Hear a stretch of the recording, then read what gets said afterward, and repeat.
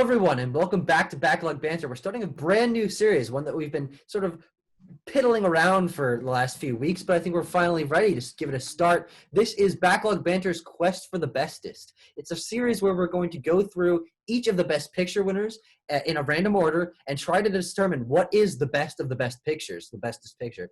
And we're starting off with last year's Best Picture winner, Parasite, directed by Bong Joon-ho, a movie which one of us, the guy below me, Abram Biener, had not seen. And we're ready to talk about it. It's going to be a review for Parasite, but in the context of a series where we're searching for the best picture. To hop onto that real quick, this fucking brand new series got some cool little gimmicks to it, because at the end of this episode, ladies and gentlemen, boys and girls, elves and spirit nymphs, as I always try to be inclusive in my rhetoric when it comes to this channel, at the end of this video, we're going to be reaching our hats into a name. We've got a random number generator. That's the bottom line. Our hats into a name. Yes. And we're going to pick a number, and that's going to correspond to another best picture. So we're going in a random order, but we're going to hit every single best picture that there is. And over the course of the next 2 years, if it continues. Absolutely. Yes. And we are going to have a running list. At the end of each episode, we're going to fucking compare and contrast the films we've been watching, you know. So when we get to No Country for Old Men, we're going to throw that bad Jackson right at the bottom, and it's just going to roll how it rolls. Yep. But today we're talking about Parasite. And also, working on the list at the end of each episode, it's going to be a vote, depending on where we want. It's going to be the collective list of all of our opinions. It's all of us. Yes, this is our overall bestest picture. I think Parasite... Oh, well, let's just start it right now. I think it should be a number one. Out of all the films, big call on episode 1 of the show. Yeah, with one film reviewed, it's the top. Yes, I will say the film is very metaphorical. I'll say it's very metaphorical. Yeah, if you think about it. And Kim Ki-woo says that a lot. That phrase a lot throughout the movie. Mm-hmm. Oh, it's so metaphorical. Yeah. So, what did you think of it? You two, Tanner and Tucker, you just watched it today. That's right. About an hour ago. Yeah, but I would rather hear Abram's thoughts because he hadn't seen it before. This is my 5th time seeing it and Tanner's 3rd time seeing it. So yes. I've seen it twice, I think. Yeah. Twice or 3 times. Okay. So, going into this film, not only had I not seen it, I'm not too familiar with Bong Joon-ho's work. Prior to this, I'd only seen Snowpiercer. And I, unlike Tucker, I really fuck with Snowpiercer. I love its world design. I think it's such an engrossing story. The same way I was sucked into Snowpiercer, I was sucked into Parasite. I think it has an incredible script. I think it is a tense and uniquely horrifying thriller in the way that not a lot of films are. It manages to subvert expectations halfway through in a way that does not feel cheap. It feels incredibly well orchestrated. I was reminded of Oldboy. I think this film is very evocative of that in terms of the way it is able to present such a fucked up and demented story in a way that makes complete in-world sense. I think it's an expertly taught film. I think it is a wonderfully acted and written film. I think it is the 3rd best movie I saw in 2019 behind Uncut Gems and Ad Astra. That's interesting. It was the best movie I saw last year. I knew it was going to win Best Picture when I left the theater. Yeah. I knew it was going to win Best Picture after I downloaded it illegally on my laptop. You are a scumbag. You could have seen it in person. No, I couldn't. I actually saw it. I saw it before it was released in America, which is why I did that. Oh, yeah. Abram, I cannot believe you would insult Parasite by comparing it to Oldboy. I cannot believe you would do that. Now we're going to hit a fucking weird barrel of monkeys and worms and different animals if we're going to say Oldboy, Park Chan-wook's classic masterpiece, is bad. I think both films are very important pieces of It's a good thing we're not talking about that movie. Yeah, we're not talking about the movie. We're talking about Parasite, a movie that I absolutely love. As I've seen it 5 times, and this is a movie that begs for you to rewatch it every time. It's better each time. I agree. It's insane. Tanner and I sitting on the couches today. We've seen this movie enough, but we were quiet for a lot of it. But when shit happened, when amazing shots, because good God, the cinematography and the set design, everything in this movie, the color palette. The set design is like going, oh my God. But when we were like pointing out things that we had just noticed that were like, oh, that helps set up this for the next arc. And I want to say that you used a word in your initial description, Abram, that I absolutely love. Orchestrated. Ooh, yeah. Not only does this movie have a fantastic orchestral score that Kate and I were praising throughout, but on top of that, the cast flows well together. The script is so tightly done in all the shots from the beginning. There's things set up that pay off in the last shots of the movie, and it's just so much fun to watch. Like, it's a movie that reminds me of why I love movies. Just the art of filmmaking this is one of the best. I think opinion. it's near top tier, if not completely top tier, in like every category that you can judge a movie by. You said set design earlier. I think one of the coolest things about the movie is that house. The house in Parasite is its own character, right? It's got its own quirks, and it's so beautiful and striking in the modern design, and like the basement and the sub basement and all the great stuff that it just allows the film to play with that. And I want to stop, and I want you guys to look at the goosebumps that I have, because I get goosebumps when I'm talking about something I really enjoy. And that is a sign.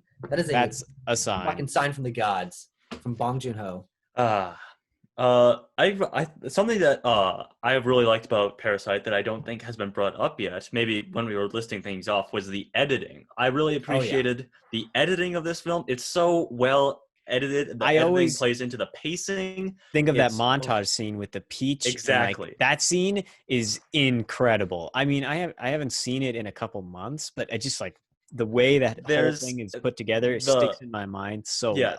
They're planning it and executing it at the same time, and it works better than I've ever seen anything like that in any other movie. And that's also intercut with the scenes of them practicing their lines for what they're going to say and predicting what like Mrs. Park is going to say. Mm-hmm. And that has a whole other level of irony, because the actor I forget his name, but the father of the poor family. Yes, thank you.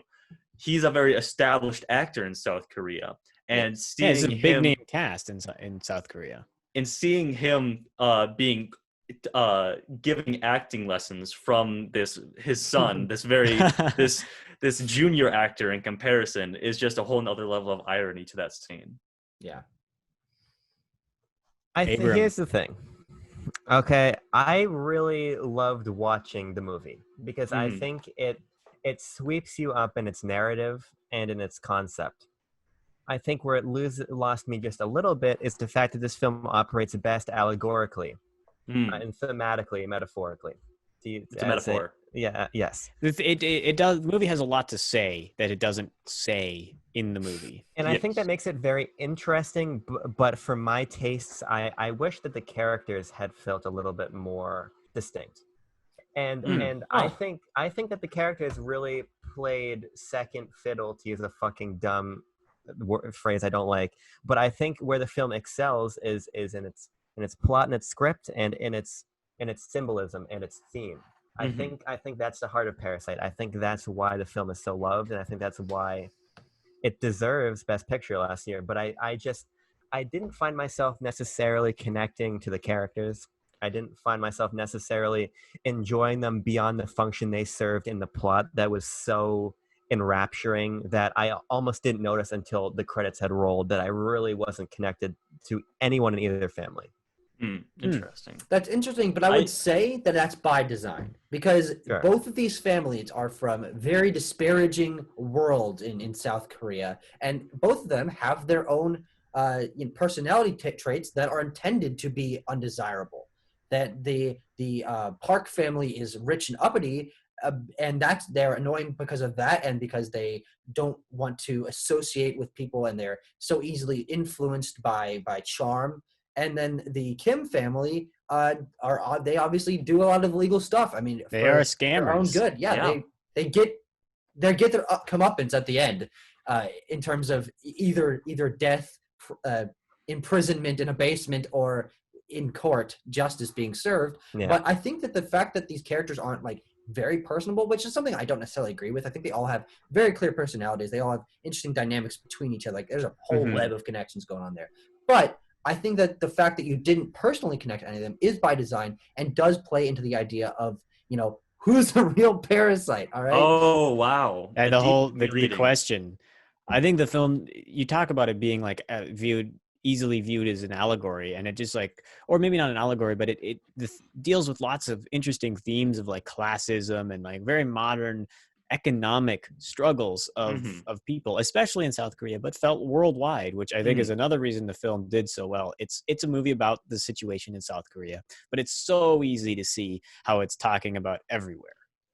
I thought that was very interesting with the themes of classism, in that it wasn't just the rich people. The rich people versus poor people. Yeah, there's a very interesting dynamic, especially with the man. I'm bad at character names. He's the man who's originally trapped in the basement. He has a twisted respect for Mr. Park. Mm-hmm. And it's not something that you would typically. Yeah, it's not something that you would typically associate with a movie that's about classism, rich versus poor, and that respect and that twisted respect is carried over when the father is trapped in the basement at the end of the film. He also has developed this respect, and he's sorry to Mr. Park for what he did, and after hating him for so long. So I think that's very interesting in that. They still feel indentured to the rich family even after everything that's happened to them. Well, it's very complex in its statement. It's not it doesn't make a this is how things are, and it's like the rich people are kind of aren't super smart and maybe exploitative, but the poor people at the same time are like greedy and maybe take things too far, and it's like it's a total entanglement web. Deluge of different and contradicting ideas. Yeah. Oh, I think that. Yeah. Go ahead. What I was going to say is I think that's part of the reason why the film is so effective, because if you remove its more thematic elements, it's a pretty standard thriller. But I think in comparison to two other films that I think are engaging for different reasons, being Upgrade and Us, those are both films that try to operate very heavily thematically, but they either, in the case of Us, I feel is too loose in its theming, or Upgrade too ham-fisted in its message. There's a really elegant sense that the film has a lot to say, but it's not so caught up in its own messaging that it's going to sacrifice the construction of the narrative from a surface level. I do think what you're saying about rewatching it does make sense, because now I've watched it for the thriller aspects. I've watched it for the genre elements, but I am interested in the nuance to what Bong Joon-ho is saying, that I think it's worth rewatching, and I don't feel that either aspect of the film is compromised by the other. Yeah. Well, right, because there's so many thematic elements of the film we haven't gotten into, like this scholar's stone and what that means, and how it's it's following him, the son, as he says, and he's going to use it to kill these people that are weighing down on their potential success, and that ends up being turned on its head, and he gets almost killed by the stone.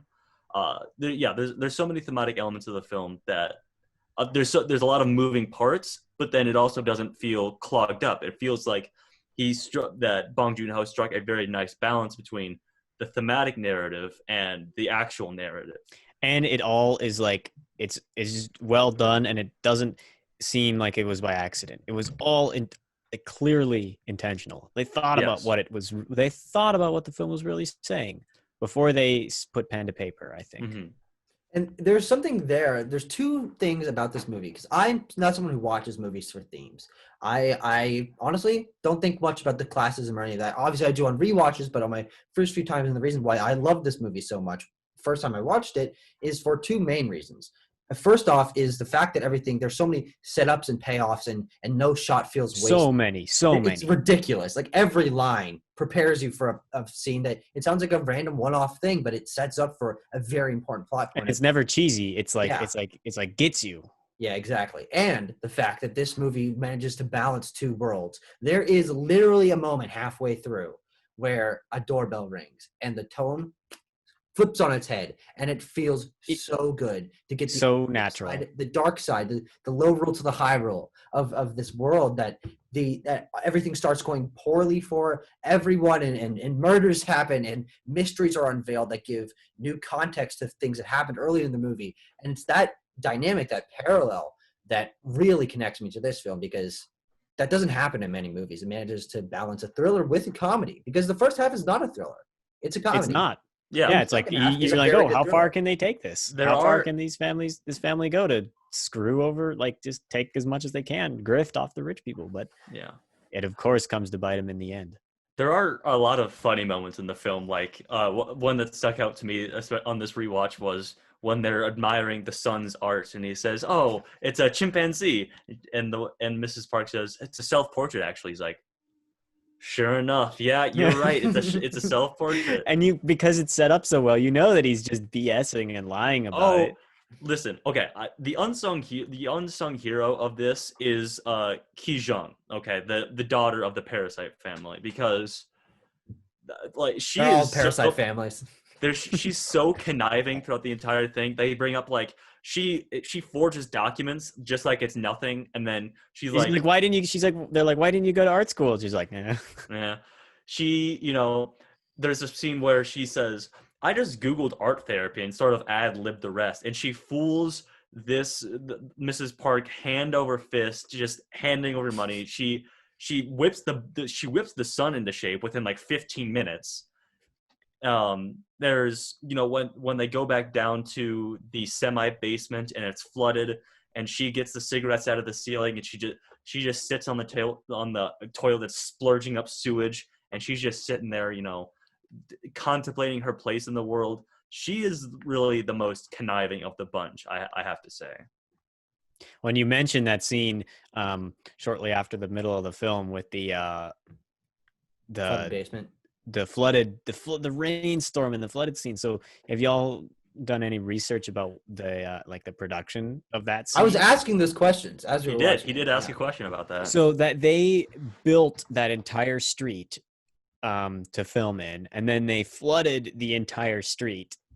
They spent a huge amount of money and a lot of space in a small country like Korea to make such a crazy and beautiful and haunting sequence, like that sequence where they literally go down the whole time. They're going down the stairs, and they go to like huge flights of stairs, and it's like raining and the rain doesn't ever let up.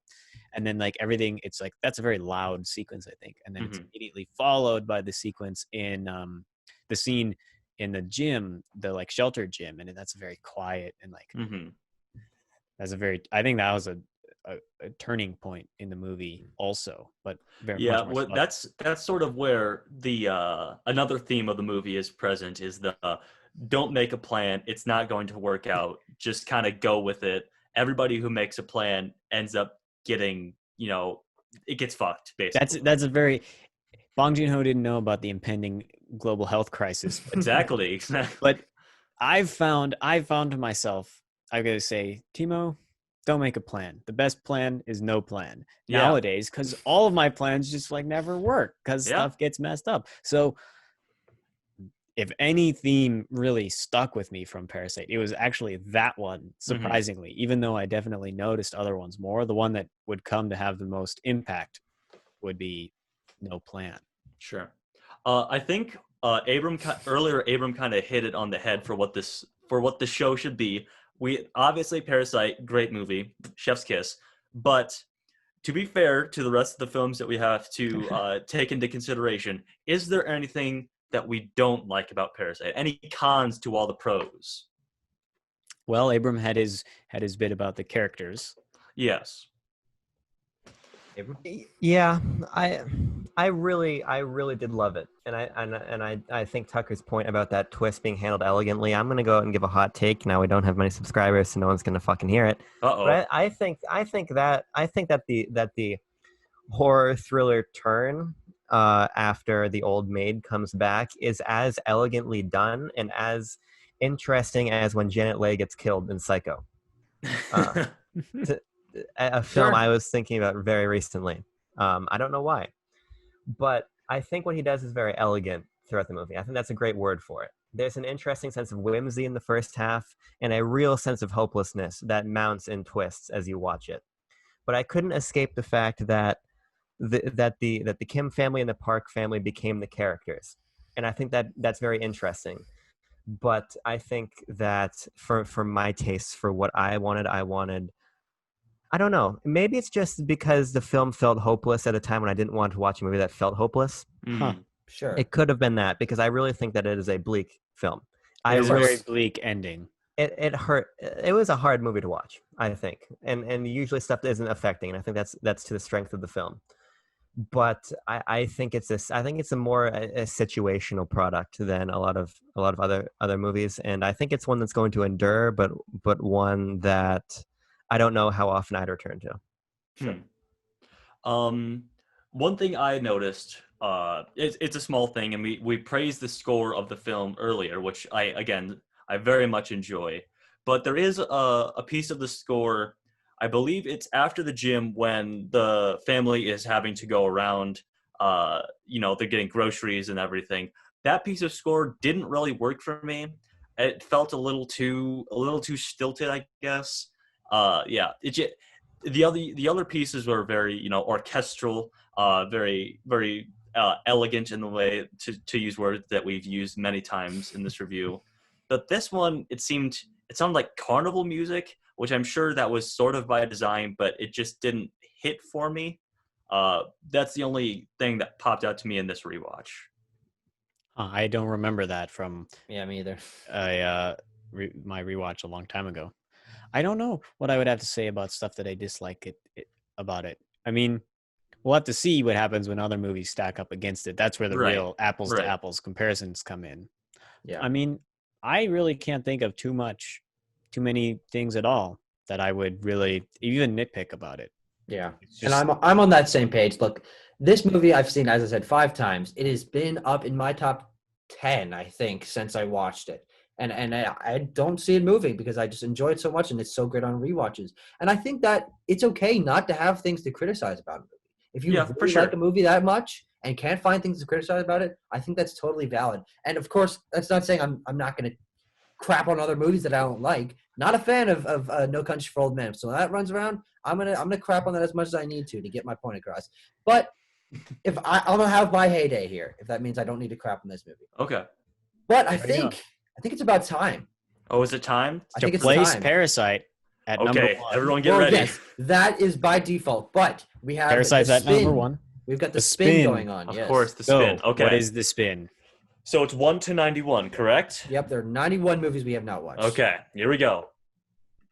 It'd be number 47. Number 47. We are watching next week is, drumroll please. Oh my God! The Godfather. Oh my God! Oh! Holy shit! Back to back. Well, I've never seen it. Oh shit! Never really? seen Okay. The Godfather. This is gonna be exciting. Oh, You got to set God. aside a good amount of time. Yeah. Well, it's a long movie. It's a long movie, but I'm very excited. Okay, this is gonna be great. Just to double check, The Godfather Part 2 also won Best Picture. Yes, it did. Correct? So this is Godfather Part 1. I'll hold off my. We'll get to it. We'll get to it when we get to both those movies. This is in the top 5 films that I feel like I've missed out on. Yeah, I would say. So it's a moment of Very discovery interesting. for Abram. Yeah. This will be my rewatch, my second time I've only watching the seen it film once, this so, year. Yeah. Same here. Okay, well, Well. that is a very high note to end this on. This was a fantastic review. Thank you very much, all of you, for joining me here. You're And very I'm very welcome. excited for the future. I'm very excited. Godfather Ooh. versus Parasite next week in the octagon of the quest for the bestest. Bong It's gonna be so Joon-ho much fun. versus Francis Ford Coppola. Oh boy. Good God. Oh boy, All right. coming on Thursday. Ooh. See Thank you then. very much all for watching, and get ready for next week. This is gonna be a ton of fun. It's Oh, gonna be shit. so Get much hyped. fun. Get hyped. fucking hyped. We'll be back. Hype. Oh yeah. The BLB boys will return. Yes. It's like the end of a Marvel movie. I'm so excited. All right. See you guys later. Bye. Bye. Bye. Oh, So fun. farting.